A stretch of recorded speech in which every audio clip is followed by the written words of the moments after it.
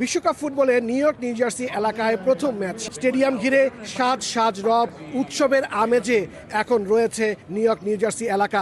আমরা কথা বলবো এখন এই পুরো আয়োজন বিশ্বকাপে অনেক ভলেন্টিয়ার আছেন, সেখানে বেশ কিছু বাংলাদেশি ভলেন্টিয়ার রয়েছে। আমি এখন তাদের সঙ্গে একটু কথা বলবো। আপনি একটু বলবেন যে আপনার নাম এবং পরিচয় দিয়ে কেমন লাগছে এই ভলেন্টারি করতে, এখানে স্বেচ্ছাসেবক হিসেবে কাজ করতে এত বড় একটা ইভেন্টে।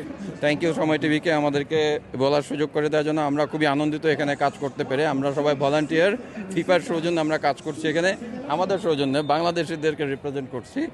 আমরা খুবই আনন্দিত, খুবই এক্সাইটেড, বিকজ আমরা এখন যে এরিনায় আছি এটা হচ্ছে গিয়ে টেনিস স্পোর্ট, এখানকার ইউএস ওপেন হয় এবং এটা একটা big event place, like more than 5000 people gathering. আমরা একজন নারী বাংলাদেশি ভলান্টিয়ারও পেয়েছি, আমরা তার সঙ্গে কথা বলবো এখন। Hello, Assalamu alaikum. আমার নাম Mariam and I'm really excited to be here and volunteering at the fan festival at Queens, one of the biggest fan festival at Queens HQ, and I'm really happy. আমাদের কিন্তু এখানকার যে বিশ্বকাপের যে camera person তিনি কিন্তু আমাদেরকে cover করছেন।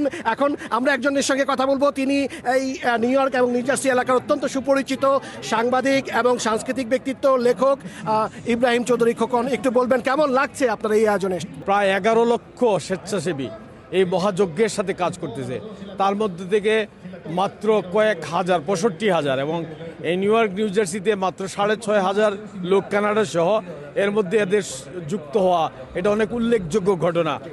We are proud of them. হার এবং জিত, এটি হচ্ছে খেলা, এটি হচ্ছে সৌন্দর্য, এটি হচ্ছে শান্তি। খেলা শান্তির বার্তা বয়ে নিয়ে আসুক বিশ্বজুড়ে, এই প্রত্যাশায় হাসানুজ্জামান সাকি, সময় সংবাদ, নিউ ইয়র্ক।